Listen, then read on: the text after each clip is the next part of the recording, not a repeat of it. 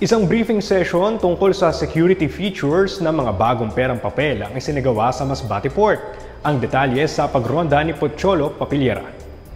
Martes, March 4, 2025, sumailalim ang mga empleyado ng Port Management Office ng Masbate sa isang technical briefing and information session para sa First Philippine Polymer Banknote Series na ginanap sa Port Operations Building ng Pantalan ng Masbate.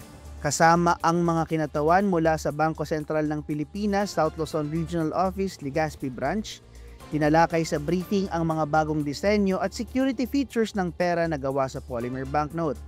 Pati na rin ang mga dapat isaalang-alang sa pag-verify nito upang maiwasan ang paggawa at paggamit ng pekeng pera.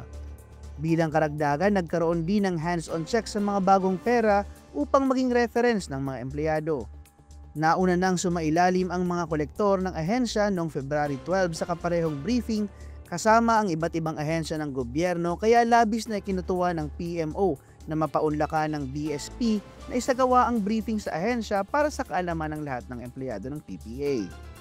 Ang First Philippine Polymer Banknote Series ay isang bagong hanay ng pera na inilabas ng Bangko Sentral ng Pilipinas para sa mga denominasyon ng 1,000, 500, 100 at 50 piso. Ito ay may disenyong nagtatampok ng mga makabuluhang larawan at mga simbolo na nagpapakita ng mayamang flora at fauna ng Pilipinas. Nilagyan din ang mga bagong perang papel ng karagdagang features upang mapabuti ang seguridad at kalidad ng mga ito. Dagdag pa ng BSP, ang bagong perang papel ay maaaring tumagal ng mas mahaba sa sirkulasyon, kaya naman mas cost-effective umano ang mga ito.